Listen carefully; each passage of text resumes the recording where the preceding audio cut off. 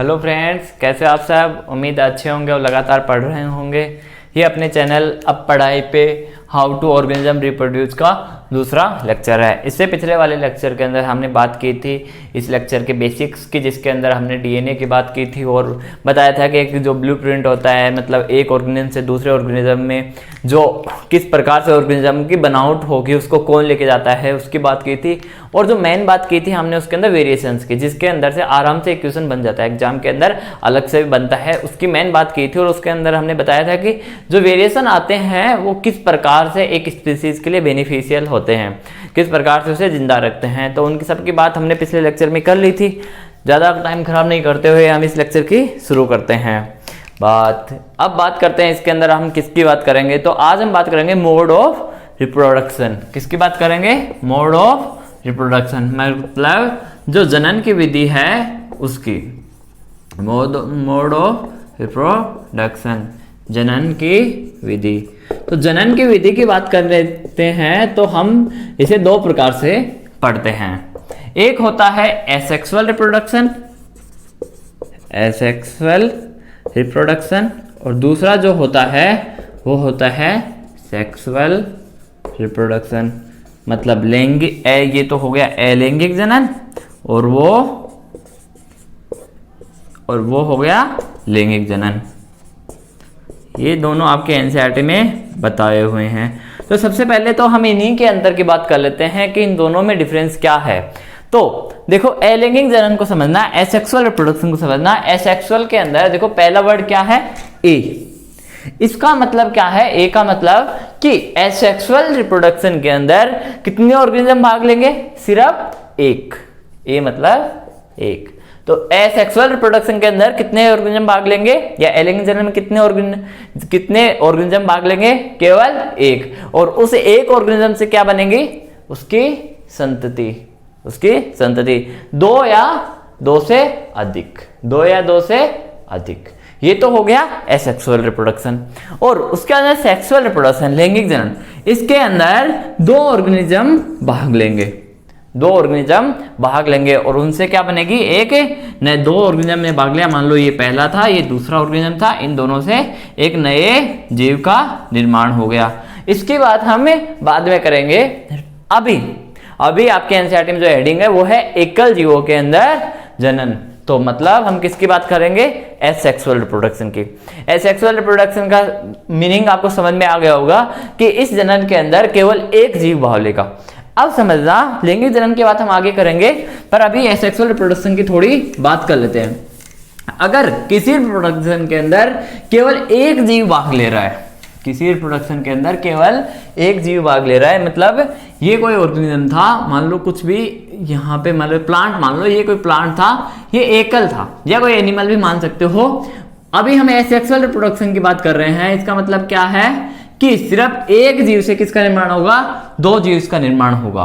तो इसके अंदर जो जेनेटिक मटेरियल है वो का वो उससे दूसरे में आ जाएगा। ये दिख नहीं रहा होगा, यहाँ पे रोशनी पड़ रही है, यहाँ बना देता हूँ। ये मान लो ये कोई भी ऑर्गेनिज्म था, तो इससे अगर कोई ऑर्गेनिज्म का कोई दूसरा प्लांट बनेगा तो वो इसके सेम होगा, मतलब कोई वेरिएशंस नहीं आते हैं, समझ में। और इसमें टाइम भी कम लगेगा। कैसे लगेगा? हम जब लैंगिक जनन पढ़ेंगे तब आपको पता चल जाएगा कि लैंगिक जनन में कितना टाइम लगता है। इसके अंदर ऐसा टाइम नहीं लगता है। ये इस एनिमल पे भी लागू होता है कि यहाँ पर भी वेरिएशन नहीं आएंगे, क्योंकि एक जीव से क्या बन रहे हैं? इससे इसकी दूसरी संतति बन जाएगी, बन गई संतति, इससे भी इसकी दूसरी संतति बन जाएगी। तो इसके अंदर क्या होता है कि टाइम नहीं लगता है और वेरिएशंस भी नहीं आते। और वेरिएशंस का क्या फायदा है, पिछले लेक्चर के अंदर हमने बात कर ली थी, और टाइम की बात हम आगे करेंगे।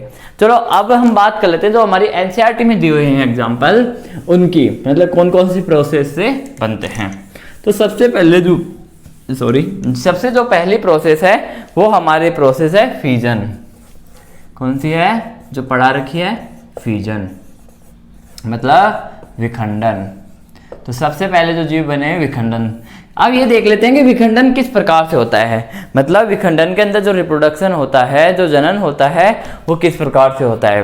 तो विखंडन को समझना, इसके अंदर अगर एक ऑर्गेनिज्म से दूसरा ऑर्गेनिज्म बनेगा, मान लो ये कोई ऑर्गेनिज्म था, ये कोई ऑर्गेनिज्म था, इससे अगर कोई दूसरा ऑर्गेनिज्म बनेगा, ये तो चल भी नहीं रहा है, चलो हम लाल से बना देते हैं। इस एक ऑर्गेनिज्म से अगर दो ऑर्गेनिज्म बन रहे हैं तो किस प्रोसेस से बनेंगे? तो यहाँ पे मान लो दो ऑर्गेनिज्म बन गए तो यहाँ पे दो प्रोसेस हो सकती हैं।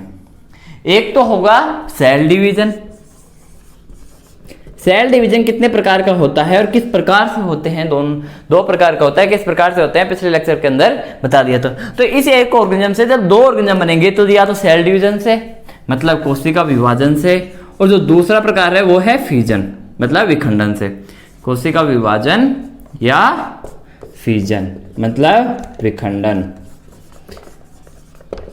क्या होगा कि ये ऑर्गेनिज्म या तो सेल डिवाइड होके दो भागों में बढ़ जाएगी, या क्या होगा कि इसके अंदर ये यहां से टूट जाएगा। पहली प्रोसेस में सेल डिवीजन ये हो गया, इसकी पिछले में बता दिया था। यहां देखना यहां क्या होगा, ये टूट जाएगा किसी भी प्लेन से या एक स्पेसिफिक प्लेन से, उसकी बात हम करेंगे।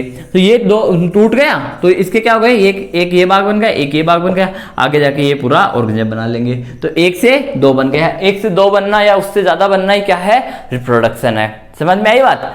अब हम बात कर लेते हैं इस फिजन के टाइप्स की, मतलब ये जो विखंडन होता है ये कितने प्रकार का होता है।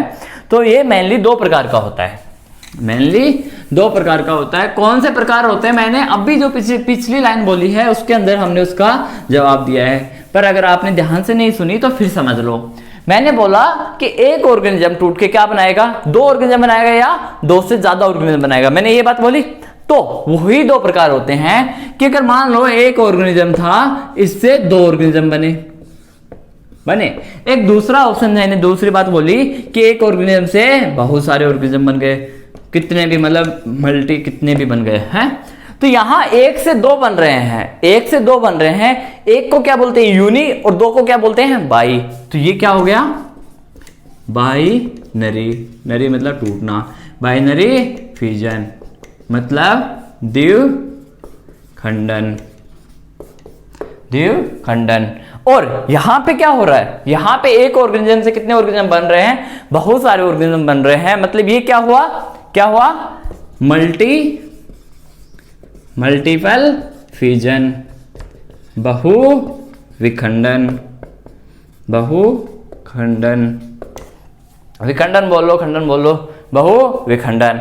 बात समझ में आई, दोनों की बात समझ में आई आपको कि जो फिजन है वो दो प्रकार का हो सकता है। किस प्रकार से, कि एक किस प्रकार पे डिपेंड कर रहा है कि एक ऑर्गेनिज्म से दो ऑर्गेनिज्म किस प्रकार, एक ऑर्गेनिज्म से कितने ऑर्गेनिज्म, सॉरी एक ऑर्गेनिज्म से कितने ऑर्गेनिज्म बन रहे हैं, उस पर ये डिपेंड करता है। तो फिजन दो प्रकार का हो गया कि एक ऑर्गेनिज्म दो बनेंगे तो बाइनरी फिजन, एक से अगर ज्यादा बनेंगे तो मल्टीपल फिजन। चलो यहां तक आपको समझ में आ गया होगा मेरे हिसाब से। अब हम सबसे पहले बात करते हैं बाइनरी फिजन की।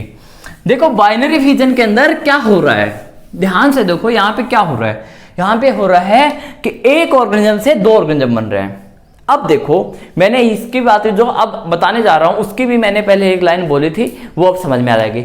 यहां दो ऑप्शन है हमारे पास, यहां हमारे पास दो ऑप्शन है। या तो ये ऑर्गेनिज्म को हम कैसे भी तोड़ दें, या तो इस ऑर्गेनिज्म को देखो यहां देखना कि मान लो कि अमीबा से बता देता हूं मैं, जैसे अमीबा से तो फिर कंफ्यूजन हो जाएगा, दूसरे एग्जांपल समझाता हूं मैं। मान लो कोई भी एक ऑर्गेनिज्म है, कोई भी एक ऑर्गेनिज्म है, इसको क्या है कि अगर हम यहां से तोड़ देंगे तब भी दो ऑर्गेनिज्म बन जाएंगे, यहां से तोड़ देंगे तब भी दो ऑर्गेनिज्म बन जाएंगे, यहां से तोड़ देंगे तब भी क्या हो जाएंगे, दो ऑर्गेनिज्म बन जाएंगे, बन गए। ये तो क्या है कि किसी भी प्लेन में हो रहा है, एनी प्लेन, किसी भी तल में टूट जाए। एक दूसरा ऑप्शन हमारे पास क्या है कि वो एक ऐसा ऑर्गेनिज्म हो, जैसे एग्जांपल दिया हुआ है आपके एनसीईआरटी के अंदर लेशमानिया का। लेशमानिया की स्ट्रक्चर इस प्रकार से होती है, लेशमानिया की जो स्ट्रक्चर होती है उस यहाँ पे इस प्रकार से स्ट्रक्चर होती है। तो लेशमानिया के अंदर क्या होता है कि अगर आपने इस ऑर्गेनिज्म को ऐसे तोड़ दिया, ऐसे तोड़ दिया, तो ये ऑर्गेनिज्म दोबारा दो ऑर्गेनिज्म नहीं बना पाएगा। क्यों? क्योंकि जो इसका फिलामेंट है, ये जो फिलामेंट मैंने लगाया है, ये जो तंतु है, ये तंतु इस वाले ऑर्गेनिज्म में नहीं आएगा, और इसकी जो प्रोसेस यहाँ पे जो चीजें हैं वो यहाँ नहीं आ पाएंगी, तो दो ऑर्गेनिज्म नहीं बनेंगे। पर यहाँ देखो, यहाँ भी ये एक जैसा था, तो कहीं से भी तोड़ दो ये बराबर बन जाएगा। समझ में आई बात समझ में आ गई। अब मैं एग्जांपल से समझा देता हूं। तो हमारे बाइनरी जो फिजन था, बाइनरी फिजन कितने प्रकार का हुआ, बाइनरी में द्विविखंडन जो था हमारे पास कितने प्रकार का हुआ, 2 प्रकार का हुआ बाइनरी फिजन। एक एनी प्लेन, किसी भी तल में, किसी भी तल में, और दूसरा जो हुआ वो कौन सा हुआ हमारे पास, डिफाइंड डेफिनेट प्लेन, मतलब निर्धारित तल। समझ में? एग्जाम्पल, इसका जो एग्जाम्पल था एनी प्लेन का, उसका एग्जाम्पल था अमीबा। क्या एग्जाम्पल था? अमीबा। हम किस प्रकार से रिप्रोडक्शन होता है उसके बाद हम करेंगे। और डेफिनेट जो तल था उसके जो एग्जाम्पल था वो मैंने बताया आपको, लेशमानिया। लेशमानिया से क्या होता है, काला आजार रोग होता है। हिंदी में भी इसे लेशमानिया बोलते हैं। इससे कौन सा रोग होता है, काला आजार रोग होता है। चलो ये बात आपको समझ में आ गई होगी। अब हम इसकी बात कर लेते हैं एनी प्लेन वाले की, कि एनी प्लेन में किस प्रकार से रिप्रोडक्शन होता है। चलो सॉरी, यहाँ पे बाइनरी है, बाई नहीं है, बाइनरी है, वो आपको समझ में मैंने बता दिया था टाइप में, तो बाइनरी होगा ये तो अंडरस्टूड था। चलो आज हम अब बात कर लेते हैं हम एनी प्लेन के अंदर किस प्रकार से होता है। एग्जाम्पल आपको याद हुआ, एग्जाम्पल क्या है इसका, अमीबा। तो देखना अमीबा के स्ट्रक्चर आपको हमने न्यूट्रिशन वाले जो हमने लाइफ प्रोसेस पढ़ाया था, वहां पे हमने आपको न्यूट्रिशन पढ़ाया था, वहां पर भी हमने आपको समझाया था कि किस प्रकार से अमीबा के अंदर न्यूट्रिशन होता है। तो मेरे हिसाब से आपको स्ट्रक्चर तो आपको पता ही होगा। तो अब देखो ये एक अमीबा की स्ट्रक्चर है, यहाँ इसका ये न्यूक्लियस है। तो अमीबा के अंदर क्या होता है कि सबसे पहले ये जो न्यूक्लियस है ये अपनी ग्रोथ करता है और डिवाइड होता है। किस प्रकार से कि सबसे पहले ये न्यूक्लियस ये न्यूक्लियस ने क्या किया, ग्रोथ की और थोड़ा डिवाइड होना शुरू हो जाता है। हो गया। अब क्या होगा, ये न्यूक्लियस अपने डिवाइड हो रहा है, तो ये थोड़ा और इसके अंदर जो खांच बनेगी वो थोड़ी और अंदर चली जाएगी, तो ये न्यूक्लियस इस प्रकार से हो जाएगा। ये हो गया अमीबा, ये अपनी ग्रोथ करता जा रहा है। यहां तक आ गई, यहां तक इसकी स्ट्रक्चर आ गई। अब क्या होगा कि ये जो इसकी सेल थी, ये अभी तक तो न्यूक्लियस डिवाइड हुआ है, अब इसकी जो सेल में ये जो है ये खांच ये अंदर चले जाएंगे। स्यूडोपोडिया नाम आपने सुना होगा, वो स्यूडोपोडिया जो हमने न्यूट्रिशन पढ़ा था, वो देखो वहां पर भी क्या हो रहा था, एक प्रकार की क्या बन रही थी। देखो वहां पे हमने बताया था कि ये जो अमीबा की स्ट्रक्चर है, यहाँ जब फूड देखेगा, यहाँ पे जब इसको फूड का पार्टिकल दिखेगा तो ये क्या कर लेता है, पास आता है और उसे ऐसे करके ऐसे पास आता है और अपने आप को मिला के उसको अंदर ले लेता है, और जब न्यूट्रिशन वो ताकता है तब यहाँ ले जाके उनको अलग कर देता है। हमने वहां आपको ये सही समझा दी थी। तो देखो उसी प्रकार से ये क्या करता है, अपने अंदर यहाँ पे एक खांच बना लेता है। ये खांच क्या करेगी, ये खांच क्या करेगी कि इसको यहाँ से तोड़ देगी, इसको यहाँ से तोड़ देगी। तो यहाँ से तोड़ने के बाद में क्या होगा, ये एक अमीबा बन गया, इसका ये न्यूक्लियस आ गया, इधर ये अमीबा बन गया और इसका न्यूक्लियस आ गया। बात पल्ले पड़ी ना, कि ये एक अमीबा था। इस अमीबा ने सबसे पहले अपने न्यूक्लियस का डिवाइड किया, न्यूक्लियर डिवीजन किया और न्यूक्लियस को 2 भागों में बांट लिया। उसके बाद में सेल ने क्या किया, न्यूक्लियस के साथ साथ ही अपने आप को 2 भागों में बांट लिया और 2 अमीबा बन गए, नई 2 अमीबा की स्ट्रक्चर बन गई। अब देखो ये किस प्रकार से एनीथ प्लेन हुआ, कि अगर ये इस प्रकार से डिवाइड हुआ तब भी ठीक था। अगर मान लो ये न्यूक्लियस इस प्रकार से ना होके अगर ये न्यूक्लियस इस प्रकार से डिवाइड हो जाता है, इस प्रकार से मतलब यहाँ पे जाता है, ये स्ट्रक्चर समझा रहा हूं मैं यहाँ पे, तो ये इस प्रकार से बनी, मान लो ये स्ट्रक्चर इस प्रकार से बन जाती है, इस प्रकार से बन जाती है, दोनों स्ट्रक्चर इस प्रकार से बन जाती, तो ये क्या होता है, इधर से डिवाइड हो जाता, तब भी ये क्या होते हैं, 2 प्लेन सॉरी एनी प्लेन के अंदर 2 अमीबा बन जाते हैं। अगर ये न्यूक्लियस किसी भी प्रकार में हो सकते थे, जिस भी प्रकार में ये न्यूक्लियस की स्ट्रक्चर होती उसी प्रकार से ये किधर से भी ये कर सकता था, ये न्यूक्लियस किधर से भी कर सकता था। तो हम क्या कर सकते हैं, सॉरी यहां से हम क्या कर सकते हैं कि इसको किसी भी प्लेन के अंदर तोड़ सकते हैं। तो एग्जांपल समझ में आया एनी प्लेन वाला। अब इसके बाद में हम बात करते हैं एक डेफिनेट प्लेन के अंदर, मतलब डेफिनेट प्लेन के अंदर किस प्रकार से रिप्रोडक्शन होता है। अमीबा समझ में आ गया। देखो जो अब अगली स्ट्रक्चर डेफिनेट प्लेन वाली है वो आपके इंग्लिश मीडियम की जो एनसीईआरटी है उसके अंदर दी हुई है। हिंदी में है या नहीं ये मुझे पता नहीं, पर डायग्राम इंग्लिश मीडियम के एनसीईआरटी में दिया हुआ है, तो अगर आता है तो आपको बना के भी आना है। मैं समझा रहा हूँ ना, कोई टेंशन नहीं है किस प्रकार की स्ट्रक्चर होगी। तो क्या एग्जाम्पल ये बताए, डेफिनेट प्लेन का एग्जाम्पल पता है क्या है, लेशमानिया। क्या होता है उससे, काला आजार रोग होता है। तो उसकी स्ट्रक्चर देखना, इस प्रकार से उसकी स्ट्रक्चर होती है। यहाँ पे उसे एक खांच होती है और यहाँ एक तंतु होता है, जिसे क्या बोलते हैं, विप लाइक स्ट्रक्चर। क्या बोलते हैं, विप लाइक स्ट्रक्चर।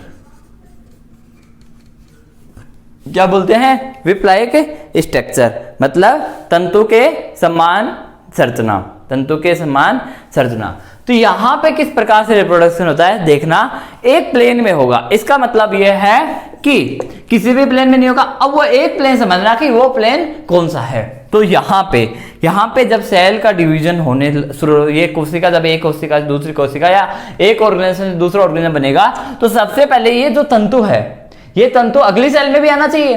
तो सबसे पहले इस तंतु से दो तंतु बनेंगे। तो किस प्रकार से होगा,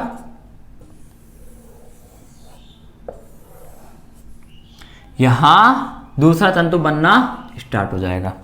यहां क्या होगा कि ये जो दूसरा तंतु है ये बनना स्टार्ट हो जाएगा, बन गया। अब क्या होगा कि यहां न्यूक्लियस भी अपना डिवीजन करना शुरू कर देगा, न्यूक्लियस भी अपना डिवीजन शुरू कर देगा, अपना डिवीजन करना। और तीसरी चीज क्या होगी कि ये स्ट्रक्चर जो है ये अंदर की ओर जाने चली जाएगी।